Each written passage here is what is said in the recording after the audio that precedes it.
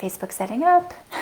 As you all know, since you all go live, I'll just give it a second to show me that somebody has joined. In the meantime, I'll sip some tea.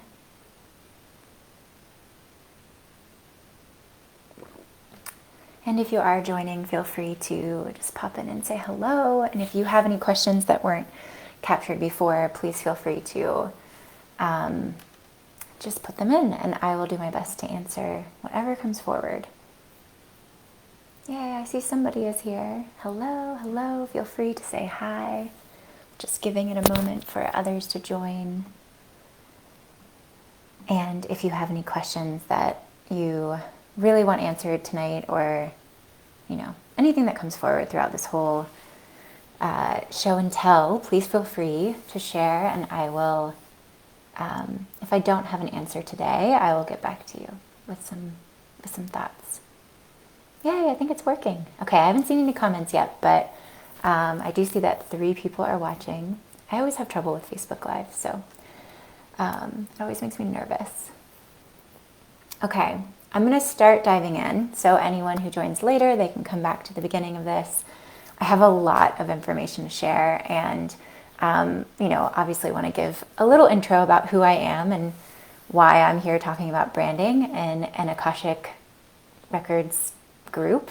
And yeah, just to say that there's so much to share, and I really tried to kind of make this offering today to cater to those who are getting started. So that was kind of the energy that was coming through when I asked questions or asked people to share questions. It sounded like a lot of people were saying that they were newbies and just kind of didn't know where to start. So this is for you. And yeah, I'll give you a quick intro about my background. My name is Beth Porter, as you see. I actually studied fashion design in college. I wanted to be a fashion designer since I was 12.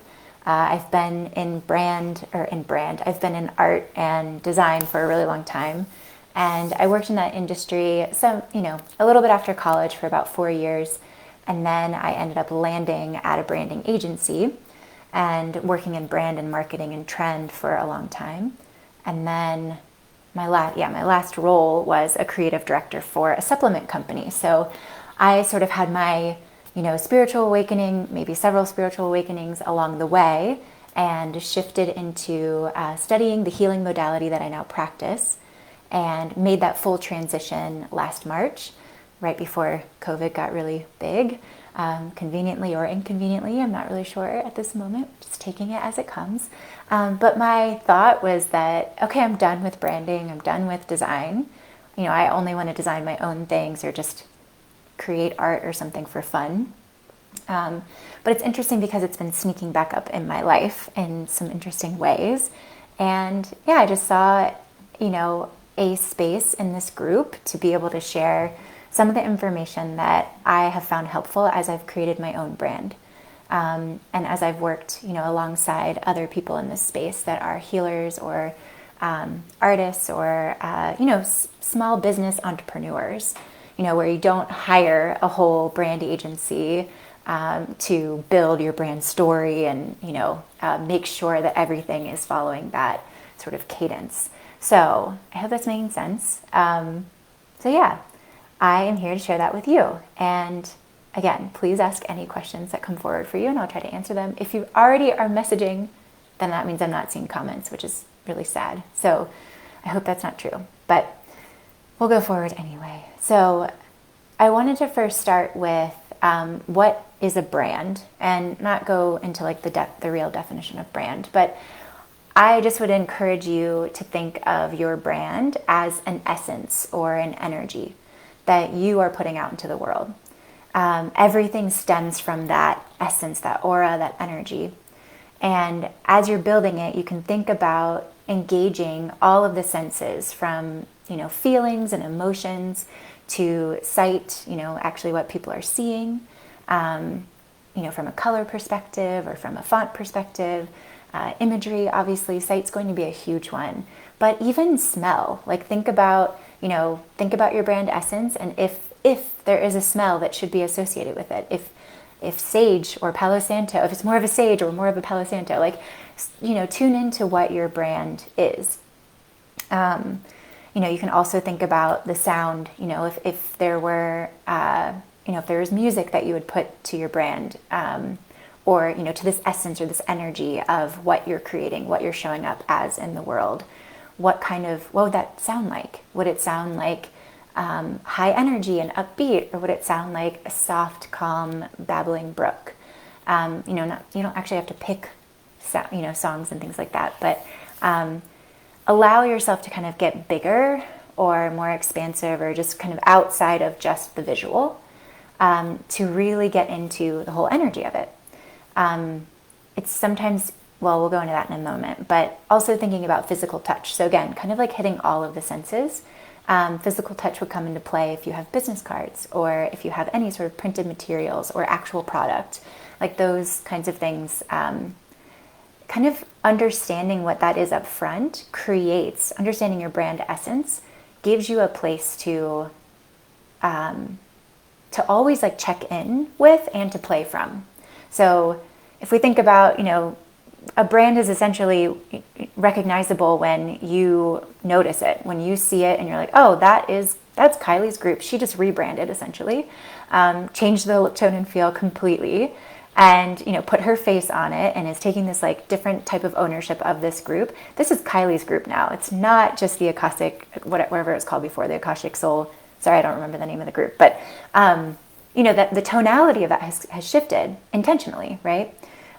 So being able to land on a brand essence means that, and when I mean land on, that's a little bit loose because obviously things evolve and shift all the time. But you want to land on like a general brand essence, so that everything that you create from that brand that reaches your potential clients, or your soul family, or whatever you're attracting in, comes from that same energy. And it has that fingerprint, basically, that blueprint of you. So, some of the things that go into that, which some of these will feel really obvious, but I'm just going to list them to start from square one. But, some things that go into that are brand name, your logo, color palette, the visuals, the material, like I said, that you print your business cards on, or any printed material, and even the outlets that you select to share your brand. So if you're choosing to be on Facebook, obviously we're all on Facebook, or just on Instagram, or thinking about like if your work makes sense in a chiropractor's office or in a crystal shop, does it actually make sense in both, or really does it only make sense in one of those places? So just kind of like giving yourself this understanding of where your brand sort of fits in the whole scheme of the world, and creating boundaries around that. Almost like your brand toolbox, or like a sandbox that your brand can play in, so that every time you are showing up from your brand, it has a unified, cohesive look, which then indicates the same energy, that essence that you're trying to communicate, for the people that make sense for you. Having a brand really helps people to be really drawn to you or not be drawn to you. Kind of helps to create that magnetism that we're looking for. Okay, so I'm just getting nervous that the comments aren't working. So let me just double check on let me sign in. So if you are here, please say hello so I know that the comments are working on my phone, because I really want to make sure that I can capture these here. And apologies for this, taking this moment here. It's funny how it takes a second to find it, even though I'm on it. Okay, click. Oh, it says live. Okay. I see comments. No. Okay, I see comments on my phone, so I'll be checking my phone. Thank you for putting comments. I'll keep checking my phone. All right, let me turn the volume down so it doesn't mess up anything. Hello. Okay, this is amazing. Thank you all for sharing, and I will periodically look there. Good. Okay, so essentially, though, to create a brand, you can, there's so many things that you can do. Oh, sorry, repeating all the parts of the brand again. Cool, I'm getting the comments. Yes, there's tons of parts of your brand, but where you want to start is going to be your brand name, your logo, color palette, the visuals, So your imagery, your photos, yeah, we'll keep it with that. And then any other things that make sense after that for you. So like the material, like if you're going to have business cards, like you can think about how that might show up. So this obviously goes under visuals, but it's still another element if it makes sense for your brand. So, and then I was also saying to consider this. This also kind of can help you to form your brand essence. So some of these things kind of like play back into each other, but you can consider the outlets that you want to share your brand or where you feel like your brand makes sense. So, you know, like Krista, I know that you work with children and families. Like maybe your brand makes, I'm just making this up, but you know, maybe your brand makes sense in, I don't know, this is like really hard for me to pull off the top of my head, but like a children's magazine or something like that. Like if you were to pull an ad, it would fit in the magazine. Not to say that that's what you're doing, but just giving, telling that brand story for yourself, like understanding where does this brand exist, which can help you to, essentially what we want to do is carve out that special space that your brand is, that is of your brand, versus letting everything in the world determine what it is. I don't know if that's making any sense. Sort of like when we have, we don't want it to be diluted. You know, we want it to be a clear story. We want it to have a clear look, tone, and feel. And one way to do that is to be definitive about things. So we're going to get into that in just a moment. Kind of like where you start with creating the brand essence. But I just wanted you to like kind of think of your brand as an essence and as an energy. It's something that's outside of you, though you are a piece of it. So yes, it can, some of that can have overlap, like your actual essence, you know, as you as a human, that's like channeling the work for the brand. But your brand is also, you know, I like to think of it as like a larger being, entity outside of me that I play a role within. So, because I mean, ultimately, it depends on what you're looking for. But if you allow the space for it, then potentially like your brand would grow, and you would hire somebody else that wouldn't be you. So you'd want to have like, you know, kind of that larger essence thought of from the beginning. You don't have to, but that's something that I consider doing. It helps me to keep it separate from who I am, which I think is really helpful. So yeah, obviously, like essentially what you want to do when you're first getting started is create some sort of brand toolbox that you play in, that you use these elements over and over and over again in different ways to continue to create a cohesive look, tone, and feel, cohesive experience, cohesive energy that you're putting out into the world that is the same across all platforms. So your website looks like it's related to your Instagram, looks like it's related to what you put on Facebook. I mean, the levers of cohesiveness can shift between each platform because each platform is sort of meant for different things. So Facebook isn't really heavily driven by visuals. So what would be really important on Facebook is going to be a little bit of visuals, but probably a lot of your tone of voice. A lot of going live or things like that, like you showing up in your energy. So you would kind of consider what's going to be, how do I represent myself live that fits within my brand essence? I hope that's making sense. That would be like how you would translate that to Facebook. Instagram would be, I have like notes here and I'm going all over the place. So I hope this is making sense for you. But please feel free to ask questions and we'll just let this be whatever it is and I'll just answer as we go. So Instagram is obviously going to be driven by the visual, the look specifically. You know, people go to a feed, they want to, you know, to see a really curated feed. So that's going to be the place. If you choose to play in Instagram, that's going to, which you don't have to. That's again, like that's a choice that you can make for your brand's essence. Does your brand belong on Instagram?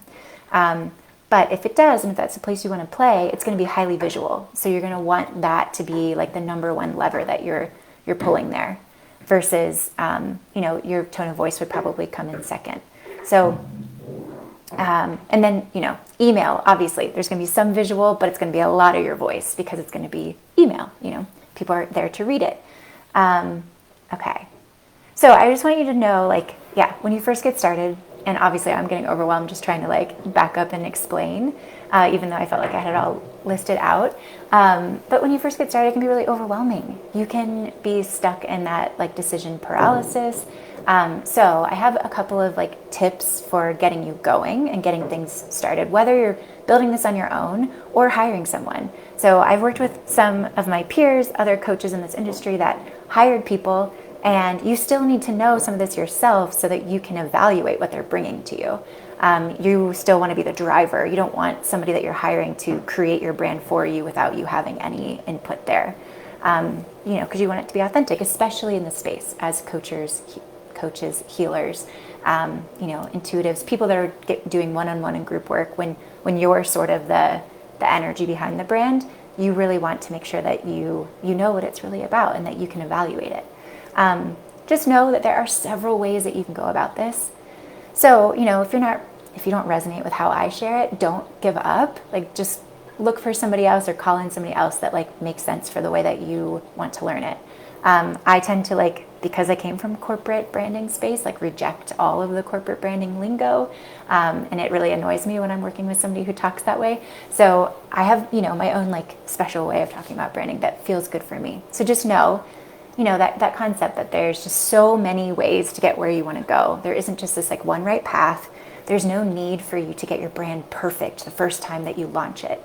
There's a thing called rebrands for a reason where people rebrand. I mean, Kylie this is perfect because Kylie just rebranded this group. Your brand isn't meant to stay static, just like you're not meant to stay static. So it will always evolve and shift. Mine has certainly evolved and shifted. I've had it up for, I think, maybe 2.5 years now, and it's on its third iteration. So please know there's no right way or wrong way to do this. It's really kind of about building momentum and knowing how to where to tweak and how to kind of, clean things up and make them, as cohesive and as authentic to what your brand's essence is right now as possible. So here's where I start. And I mentioned in the comment or in the notes here, but I am going to put together, I have it sort of started, but I wanted to make sure I took the information that came in today from questions. I'm going to put together just a quick brand guide. So kind of summarizing what I talked about today. So there is a link to sign up for that if you'd like it afterward. But yeah, here's where we would start. So again, your brand essence. We want to identify it. I like to start with language. We can also call this brand attributes or just, words that describe your brand. It doesn't have to be, anything fancy. But I would just recommend sitting down and listing out, as many words. You can pare it down to maybe 5 to 10, but start by just brain dumping as many words that describe the essence, the energy, the aura, the way you want people to feel when they engage with your brand, the way you want to feel as being a representative of your brand. How you, kind of describing the gifts that you have, but not in sentences. Just give them attributes. Just give them sort of keywords. So actually I can pull up, I don't think I can share a screen here, but I can pull up. So I did I'm just pulling up something I did for a client a long time ago. And some of the language here was clean and delicate. Circles were really important. So this representing the concepts of wholeness, connection, space, process, creativity, humanness. So the word humanness kind of translated to imperfect shape, shape language, because it's not created by a computer or something like that. Other words could be trust, honesty, approachability, co-creation. Again, Krista, I know that you work with children, so it could be literally children, childlike, playful, free and energetic, or authentic. These are just some words. So create a list of your brand attributes so that you understand. You can start there with with the language that you are crafting for the brand. Then you would move into, so again, thinking about how you want people to feel when they're engaging with your brand, how you want your clients to feel, how they feel before and after a session. So maybe one word is transformation. I'm using language that a lot of us probably here would use. So as you can tell, even if you have the same language as another person or another brand, it will come to life in different ways based on your unique, your brand's unique energy. So next, you would describe your brand essence using visuals. So after you have some of that language, you would then start pulling together visuals that really speak to that brand vision. The easiest way to do this is notice what you like about other brands that might be similar in your space. So I'm not talking about jacking their whole thing, but there's a reason why you might like how somebody shows up.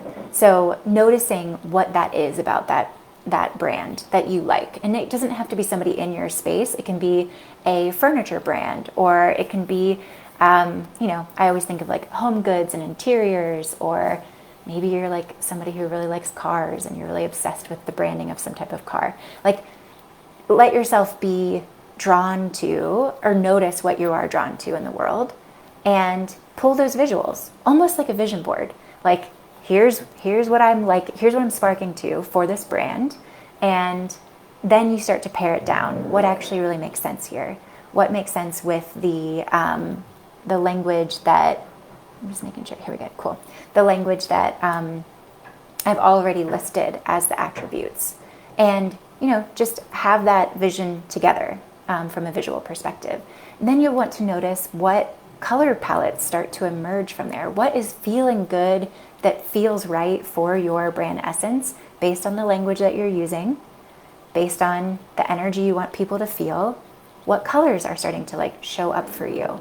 Really just allowing yourself to, again, notice what you feel really drawn to, and going with it for a while. So you can pull together a few different palettes. Color is a really hard one for me because I get really excited. If you've looked at my brand, I have 5 key colors. Most people would say choose 3 to 5 colors. And you have a few key colors, and then you would use a couple less often, which I pretty much do. But, I'm drawn to the colors that I'm using, and I'm using them enough that they all feel like part of my brand, or I'm using them with the images that I have so that they all still have the same tonality and the essence. So again, the way to find your color palette, which I feel like is something that usually makes people nervous, is really just by even just seeing an image from a catalog of a home. If you imagined your brand as a space that you walked into, and how you would feel in that space, what store would that exist in? Would it exist in Anthropologie or West Elm? Those two have very, very different feels and color palettes. West Elm is going to have collections of things that are maybe 2 to 3 colors, whereas Anthropologie is going to have everything put together in some sort of eclectic way. So again, understanding what that energy is underneath it is going to drive where you land with your colors and where you land with your font and where you land with everything else. Is this making sense? Let me know if this is making sense. Once you land on colors, and again, all of these things can be tweaked. So give yourself a moment to land on something and then work with it for a little bit. Or send it off to your designer if you're working with a designer and say, this is what I'm loving. I like this pathway and I like this pathway. Execute in both pathways. Don't be afraid to explore if you are not really sure, which is really common. So, and then you would choose fonts from there. So really just, it's nice to have a couple of different fonts to work with so that you can create sort of a hierarchy visually, or a priority of communication. So you can let certain things stand out and let certain things sort of subside. And so I recommend choosing a serif and a sans serif.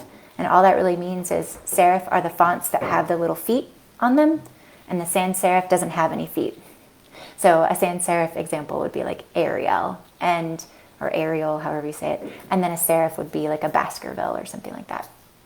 So those you can easily find font pairings by literally just typing in what are the best font pairings. If you want to just see some and pick and be all right, these are my fonts. These feel good to me. We're going to work with them. Or another really great place to go, which I am new to actually, because I was trained in design programs, but these brilliant people created this program called Canva. So if you haven't heard of Canva, where it is literally design tools for non-designers. And there's just a wealth of inspiration and templates you can start with. So please, I encourage you to just like feel free, go into Canva and see what font pairings you're liking and just work with them a little bit. I mean, you can go to Canva also, I was going to say this later, but to help you sort of discern color palettes. So if you're noticing like different templates that are using colors that you're really drawn to, that feel really good for you and that feel like it fits your essence, then work with those, like choose those colors.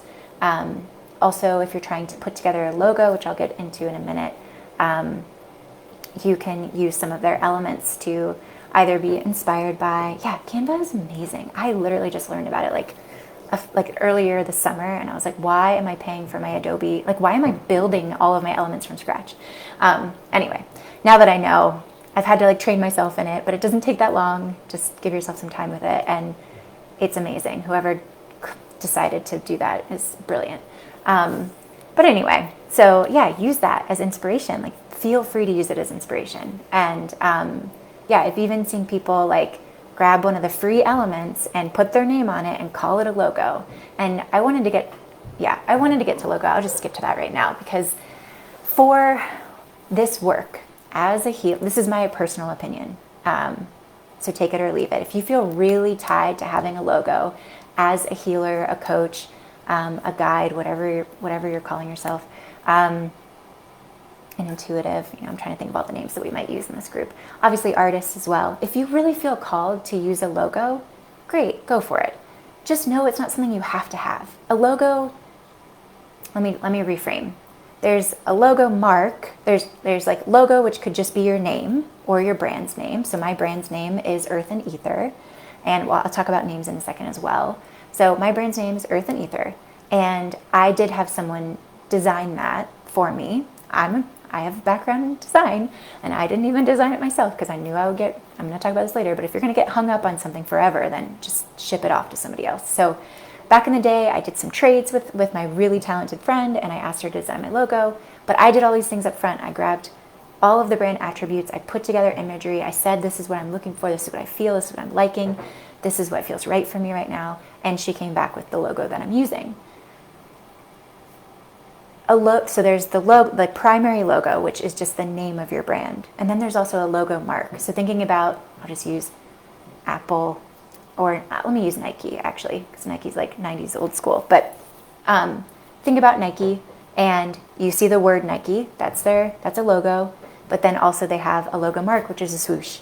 And a lot of people get really hung up on needing their version of the swoosh. So then all these people build these logo marks that mean nothing, just so that you can put it on something. So for our space, my personal opinion is that you don't really need it if it doesn't mean anything. If there are symbols and elements that mean something to you, beautiful. Feel free to create that, but it doesn't have to be top priority. Know that it can come later. What you really want to do is have your primary logo, which is the name of your brand, which can be a name of a brand or your actual name, like Beth Porter Coaching. And what you want to do there is you want to make it look like a logo. You want to make it look like it's well designed, intentionally put together with those fonts that you chose. Or you choose the fonts and then you add a little element in it and call it a day. But I just encourage you just not get super, super hung up on getting like the perfect logo or logo mark or having both before you move on. So keep that in mind. I hope that makes sense for you. Moving on from choosing the fonts, going into your brand name. So I sort of touched on this a little bit. If you choose to use your name, beautiful. It's actually probably really smart. It's really helpful for this space because you are actually working with someone else. So, I know Kylie, I think, started as like Akashic Grace, and she has recently transitioned into Kylie Caldwell Coaching. And it's funny, I feel like I'm talking about Kylie a lot today. Well, it makes sense because we're in a group. But, I don't know her reasons behind choosing Akashic Grace over Kylie Caldwell Coaching, but here's my thinking around it. And this is what happened for me. When I decided to start my business, when I decided to study this healing modality that I work with, I was moonlighting. I was doing it on the side. I was wearing that hat for a while to make sure it was something that I could feel like I could do for full time. I knew I was really passionate about it, but I was really scared to leave my job and I wasn't ready for it yet, all those things. And I also, in the back of my mind, I wanted it to be something that was bigger than me. I wanted it to be something that was separate than me. And that was just an intention that I had from the very beginning. So I took a lot of time and landed on the name that I have, which is Earth and Ether. And I can go into all the things that it stands for, but I'm not going to do that today because this isn't about my brand, it's about yours. So, but Kylie started as Akashic Grace, and then she, after she went full time, she shifted into Kylie Caldwell Coaching. And to me, that story looks like maybe she was keeping it a little bit hidden so that some other people, maybe that people she worked with, didn't know, if they came across Akashic Grace, maybe they wouldn't connect it to her. And I know that she's on her podcast has talked about some fears about her coworkers thinking that she was crazy and things like that. So there are reasons to choose whatever your name is. If you want to have a brand name that is separate from you, I think that's beautiful. If you want to have a brand name that is your name, I think that's beautiful. So choose what feels right for you and land with that. And if you're a manifesting generator or if you're Kylie, you can switch at any time. So again, all of this stuff, none of this stuff is set in stone, but land with what feels good with you now and build your essence and all this stuff off of that. So, all right, does that make sense? I hope that makes sense for you guys. I will say, if the brand name is not your name, so like myself, brand name Earth and Ether, well, first of all, I should at some point, so I haven't done this yet, but I will explain the meaning behind Earth and Ether. There is a brand story that I've developed that I haven't really put out into the public, which is probably why I'm not sharing it with you right now. But anyway, that's something on my list. But if you have a brand name that is not your name, be sure every touch point, every place your brand is showing up, your name is somehow linked to it. So if you go onto my website, it says Earth and Ether at the top. My picture is right there, front and center, and it says, "Hi, I'm Beth Porter." If you go onto my Instagram, it immediately has my name in the title. I don't know where else, I guess Facebook and stuff like that, but Facebook's a little bit different because it already has your name. But anyway, I'm doing my best to show up as Beth Porter of Earth and Ether, making sure that those two are synced. You just really want to make sure that people understand, since you are a one-person show, most likely, or this work is really about your gift and your healing, your art, whatever it is, you want to have your name connected to it, as well as your images, like your photos of your face. I didn't do this for a really long time, so I'm just saying, finally I came out and fully owned being Beth Porter of Earth and Ether. And what that does for your audience is helps them to really connect to you and see if your energy, your essence, your brand's essence is really within alignment, is in alignment to them. So it's just one additional step for them to quickly get buy-in on who they think you are and if you're going to be able to help them. So that was one thing I wanted to make sure I shared and didn't forget. Okay, brand name. Yeah.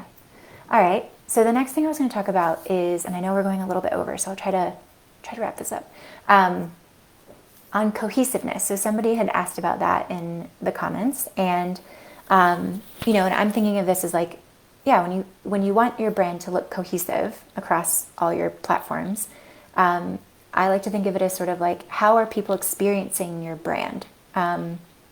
Thinking about cohesiveness just as the brand experience. So again, going back to those attributes and the essence that you've defined, make sure that is showing up everywhere. So if you've picked 3 colors, don't stray from those colors, especially as you're getting started.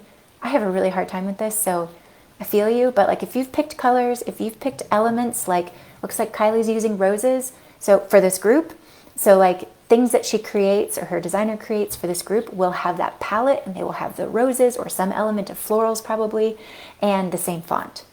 Just use the same shit over and over and over again. But have fun with it. You can rearrange how the elements are. You can add additional elements, but only do that if everything else is the same.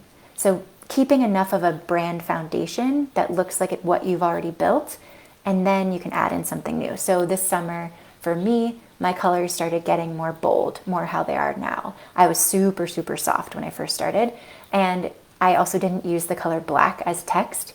And actually, as I started stepping into the brand, and as I started owning that this is what the hell I'm doing with my life, and I am good at this, and I'm a healer, and I am like proud to do this, I started feeling like it was time to make my colors more bold and time to, it almost was subconscious. This is what I'm saying, how it like evolves. And then I started typing with, bold font and in black. And I was like, oh, okay, this is actually representing the essence of my brand. So if you're going to shift things, let them be kind of gradual shifts. If you're concerned, if you are already really established. If you're not super established, don't worry about it. Like, rebrands happen all the time. Let it be night and day if you want. Just know that it might take a few moments for people to catch up with you, and that's all. And I mean, yeah, some brands will what's the right word? They'll like publish a statement that's like, old look, new look, this is the same brand. Like, that's not something we really need to do in our space, I don't think. So I wouldn't worry about that. But when you're creating these elements, this idea of cohesiveness, again, you don't need everything to look exactly the same, but you want to use from the same toolbox. And you want them to look like they're all related, like they're siblings or maybe twins with a different freckle, or maybe some of them are aunts and uncles, but they're all part of the same family, and that family has like a distinct look. So just let your brand be a family, look like a family. And then, yeah, when you're getting set up, just try not to veer from your setup too much, especially at the beginning. Like, let it play out and stick with the things that you've already decided. I already talked about my colors, and I talked about the photos. So as a healer or coach, your photo should be on everything. So make sure your photo is on everything. If you're uncomfortable with that, do the work to help you feel more comfortable being seen. I am a recovering, hidden person, so I'm working through that myself all the time. But I used to feel really uncomfortable, posting anything with my face on it. And sometimes I do it and I don't even realize it now. So it will shift. The other thing is, when it comes to photos, get professional photos taken. That is something you should invest in. You want someone who knows how to take pictures to take pictures of you. Yes, we have great filters and things like that, but it is a wonderful thing to have a wealth of images to choose from. And don't just get pictures of you. Get pictures of your brand essence, the whole energy. So get pictures of elements that are part of your brand that might be tools you work with. Or for me, earth and ether is the brand. So I'm all about the earth and holding space and having a grounded practice, but holding space and creating space within you to be able to evolve and shift. And I like the idea of working with the elements. So I wanted images that had to do with fire and burning and the land and, things like that. And so I got photos, and that's essentially my B-roll. Like, it's the shot that is there when my face isn't needed, or it's there to help kind of like balance out the rest of the imagery. It gives you more of it's like if you walked into a room and you see a bed over here and you see a nightstand and you see a very big image over the bed, and that's like the focal point. And the focal point is your face, but you also want the image of the bed and the dresser to give people context of the energy of the room. Does that make sense? I hope that makes sense. So get yourself some B-roll, and don't be afraid to come to your photographer with a vision. Like, hey, choose a photographer that inspires you, that you really feel connected to, even if you don't know them, but if you've seen their imagery and whatever, and you really like them. And then just say, hey, how open are you to brainstorming ideas? I, put together like a Pinterest page. These are the images. These are the types of images I'm looking for. I like this girl sitting to the side like this, and I like, these two people holding hands, and I like this image of someone throwing confetti or whatever. Pull those things together and say, it helps the photographer to put together their own shot list in their head, but also they get to put it through the lens of you. So, and if you can share with them the brand attributes and the essence, the color palette, all those things, that will just make it even stronger. I, as a method to help myself step into this, I got my pictures taken in July of 2017, maybe? Yeah, July of 2017. My brand images were taken. So clearly I had a different hairstyle, whatever. But that was the first time, like, it's not too, I don't know. for me, I didn't feel like it was too early to get them done because it was one of the first things that really helped me to step into this work and to be like, oh, I can see myself doing this. But it was so much fun. So that's the other thing I wanted to say is lean into what feels really fun and exciting for you first, and trust that the rest of the pieces will unfold, and get help for the areas that you're stuck. So reach out to a designer. If you need recommendations, please feel free to reach out to me. I do not design for people anymore, though I do design reviews, and that's something that I'm thinking about offering if that's something of interest for people. But yeah, I'm not actually going to like design something from scratch. But notice where you're getting really hung up. So say it's like building your website. Hire someone to build your website. If it is your logo, hire someone to do your logo. If you feel like you've got like a lot of ideas and pieces, hire someone to help you flesh that stuff out.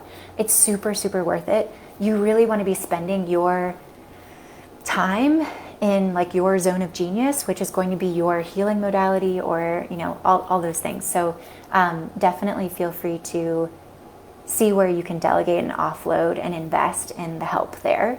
Again, I have people if you are interested in learning about some resources. Yeah, I think that was it. Oh, and then tools that I like to use. So I already talked about Canva, and this is going to be in that PDF email as well. So again, if you want to sign up for that, I will follow up later in this week. Yeah, Canva is crazy. I use Flowdesk for emails. Flowdesk is like the hot new email service provider or whatever. ESP, people call it. Which I signed up for it, I think in March, right when I like jumped out full time. I was going to use MailChimp, I think, and I learned about Flowdesk and basically learned that if you use an affiliate link, you pay for it. I think it's $19 a month forever.